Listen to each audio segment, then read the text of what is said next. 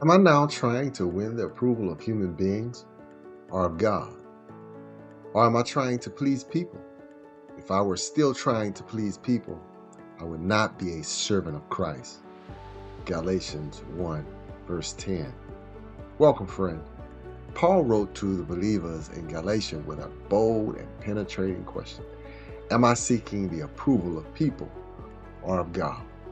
This single verse confronts us with a truth we often overlook. Approval motivates confidence. Whoever we seek to please becomes the one who guides our decisions, our priorities, and ultimately our lives. In a world that rewards popularity, visibility, and applause, Paul invites us to consider a different ambition, living for God's approval. Hi, I'm Dr. Cedric L. Stubblefield Sr. Thank you for joining me as we begin a new 5-week journey through Galatians 1, 10 through 17. This month, we will provide biblical tools that will help you find your confidence. Today, we begin with the foundational question: whose approval shapes our confidence, people or God? Paul does not ease into this letter. He begins by drawing a sharp contrast between two types of people pleasers and Christ servers. He makes it clear that these two pursuits cannot coexist. Approval is not neutral. It has a master. That master determines our direction. Jesus reinforced this truth in Matthew 10:28. Reminding his disciples not to fear those who can only affect the body, but to fear the one who holds eternal authority. In other words, don't let temporary voices determine eternal decisions. Paul understood that living for people's approval leads to compromise, inconsistency, and spiritual instability. But living for God's approval produces clarity, courage, and conviction. This first lesson sets the tone for the entire series. If God is not the master we seek to please, nothing else in our spiritual journey will align. Here are a few practical steps to train your heart to seek God's approval above all else.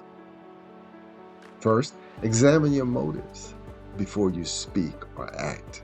Ask yourself, am I doing this to be accepted or to be faithful? Would I make the same decision if no one noticed?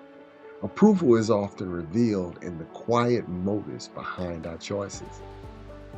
Number 2, speak deliberately and with purpose. People-pleasing is reactive. Serving Christ is intentional.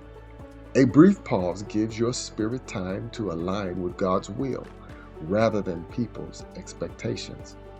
Number 3, let Scripture shape your confidence. When you feel pressure to impress, remember Matthew 10:28. Fear of people shrinks your courage. Fear of God strengthens it. Number 4, resist the urge to manage the opinions of others. You cannot control how people perceive you, but you can control whom you serve. Release the burden of trying to be liked, understood, or affirmed by everyone. Number 5, anchor your identity in God's approval. People judge what they see. God affirms what he knows. When his approval becomes enough, your decisions become clearer, your voice becomes steadier, and your directions become firmer. Make it your ambition to seek God's approval above all else. Pause before decisions, conversations, and commitments and ask, will God be pleased with what I choose to say or do next?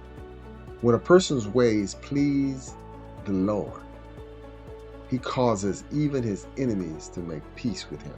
Proverbs 16:7. Thank you for allowing me to join your journey towards what God has destined for you. I'll see you next time as we continue our series, Find Your Confidence, for you are destined to live again.